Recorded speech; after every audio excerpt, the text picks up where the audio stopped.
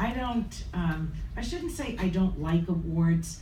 I cherish the people that come forward and do what they do, the organizations, what it represents, but really, it's my work, and it's what I think I should be doing.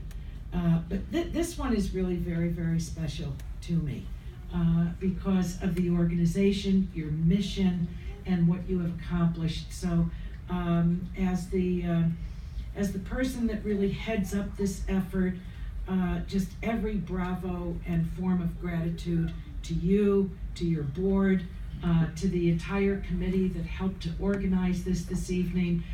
It looks very easy, you know, when you walk in the room. It really always does. But I know what it is, and the people that work so hard to put it on are a nervous wreck until it's over and they know that they've succeeded. But look at all the people that are here. So to Jamal, to Tamsin, to Betty Valdez, the entire committee that did all of this work, bravo to you. Bravo. This is a success.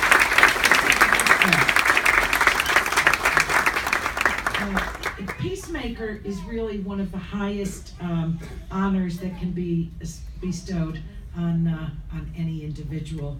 And I really accept the award with tremendous humility and respect for the work that your organization does every day to bring about peace, to bring about a peaceful resolution to the Israeli-Palestinian conflict.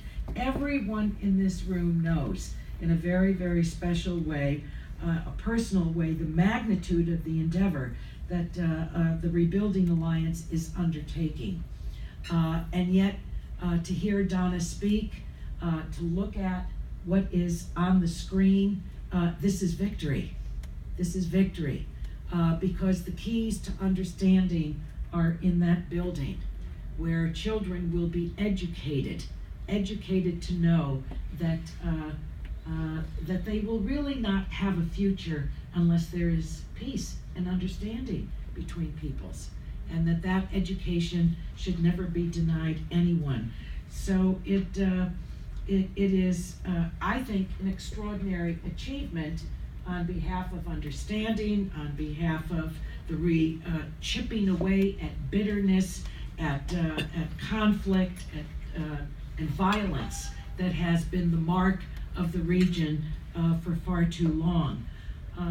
I think that you all know that the official position, foreign policy position of the United States, whether it be Republican presidents, Democratic presidents, all these administrations for decades, our official policy is that we do not support the settlements.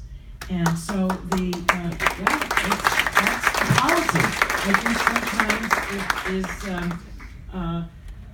I think that there may be some that think that it may be an individual position of some members of Congress one way or the other. But it is the official policy of the United States of America, as I said, throughout the decades of all administrations, not just some, and both parties. You know, regarding the Donna is far too generous because you've done most of the work. Whatever we could do to back up what you were doing was more than a pleasure. But the importance of this, as Donna was speaking, I couldn't help but think that if you're not on the map, you don't exist. You simply don't exist. And that is it's a huge form of humiliation. It's a huge form of humiliation. Donna was kind enough to mention that I'm one of the co-founders of the Religious Minorities Caucus in the House of Representatives. And I did that because, well, first of all, my family comes from that part of the world. I'm a first-generation American. And they fled because they had to. They fled because they had to.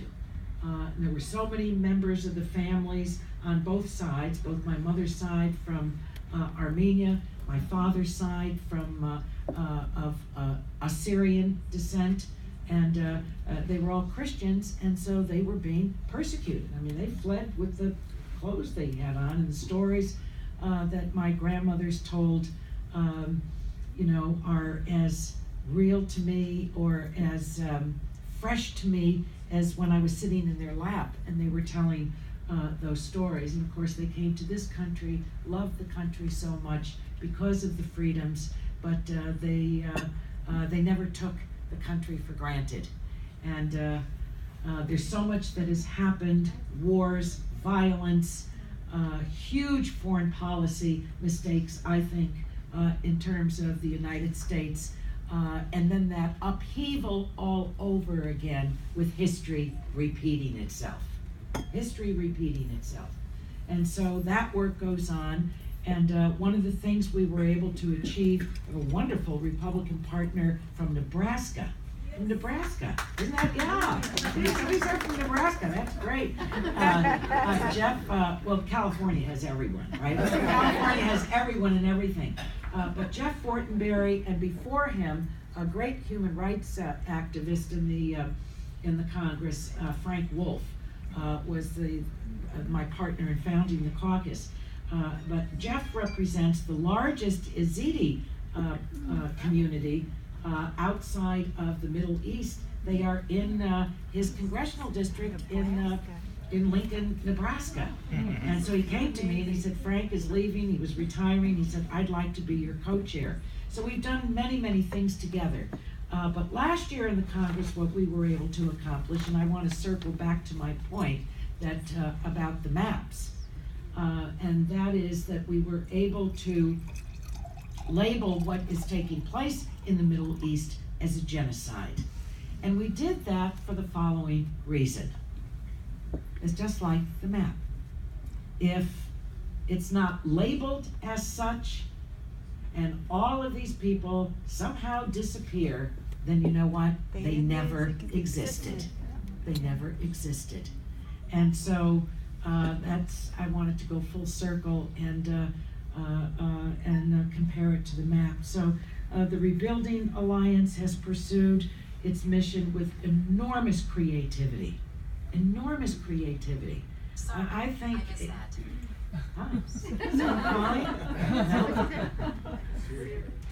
And I have such respect for the creativity. But there's something else. There's something else. You have to have, both in my work and in yours, a passion that really burns in the pit of your stomach, because that propels you day in and day out. Because these are not sprints. This is a marathon. These are not easy things to do for many, many reasons. And many of them are very unfair. And you have to have a great deal of tenacity. You have to have a great deal of tenacity. And that's what the organization has. And, to say that you have made a contribution toward peace, I should be here bringing you an award instead of the other way around. I am so proud to represent a community of people that have such a conscience, and that with that conscience, that you would do the work that you do. I think it's nothing short of remarkable.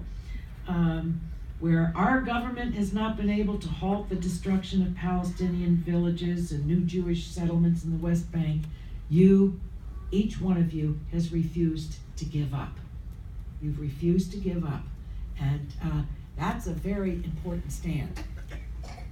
And you all know why. Because it's so unfair.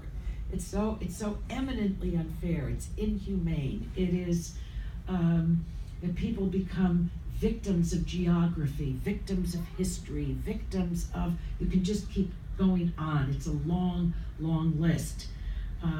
Realizing that the legitimacy of the Palestinian villages is inherently questioned when it fails to appear on the maps. It's very easy for a government entity, anyone, to say, we're not destroying anything, we're not taking anything away, because just look, there really isn't anything there. except for the people that are there. They know that they're there. They've been there for generations upon generations upon generations. So again, this work is just so important. And what you have done is to take your case directly to the gatekeepers. And with that tenacity and truth on your side, this is an enormous accomplishment. It's a great, great accomplishment. In 1963, President Kennedy, now there was a president. He inspired me. He became president. I worked in that campaign. I was a senior in high school, so I'm giving my age away. And you had to be 21 years old to vote then. You couldn't vote at 18 years old. So for the young people here, understand and cherish your franchise. There are consequences to elections, as we all can see. But at any rate, he did a commencement speech at the American University, and it became known as his peace speech. And in it he said,